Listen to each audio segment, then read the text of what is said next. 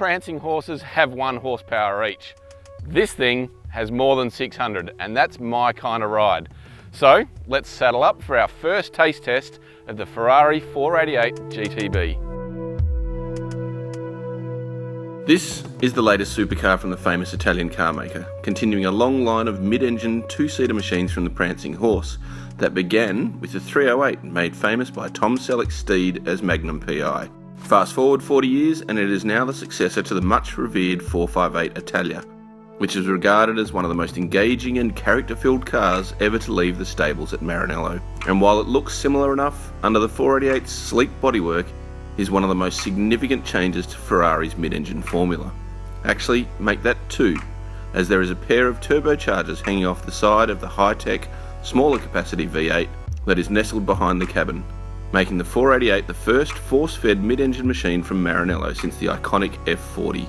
That car, the last to be created under company founder Enzo Ferrari, was essentially created as a road racer to showcase the epitome of Ferrari's hardcore character at the time, in much the same way as today's LaFerrari hypercar, whereas the 488's turbo transformation is a result of ever-tightening emission targets. So, the big question we want to know is, can the 488 follow in the footsteps of the 458 and live in the shadow of the F40? Or has Ferrari been forced to take a step backwards by regulations? Thankfully, the numbers alone suggest that isn't the case.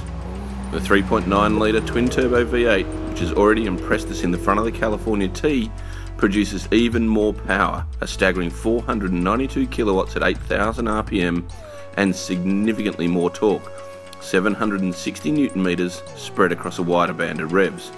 And that makes it even faster and yet more fuel efficient. It's a staggering motor that can slingshot the 488 from rest to 100 kilometers an hour in 3 seconds flat, clocking 200 k's in the same time as a regular family hatchback hits half that speed. And it tops out at 330 kilometers an hour. It recently claimed the overall honours in the International Engine of the Year awards too.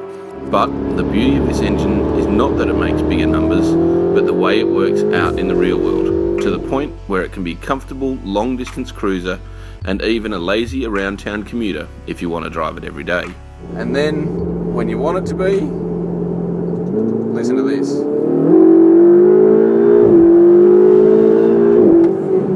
Holy smoke. Holy smoke, alright. Yep, any anxiety that turbos would spoil the character are vaporised the moment you stand on the gas. Where the 458's power band was really narrow and right at the top of the rev range, this is broad all the way across.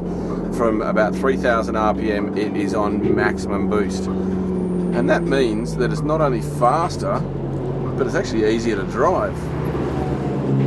You can tootle around in this car. Look, we're doing 60 k's an hour in 6th gear and just loping along, whereas you couldn't do that in the Italia. It felt like it was restrained, it felt like it was just trying to be let off the leash. All the other elements are also easy about it too.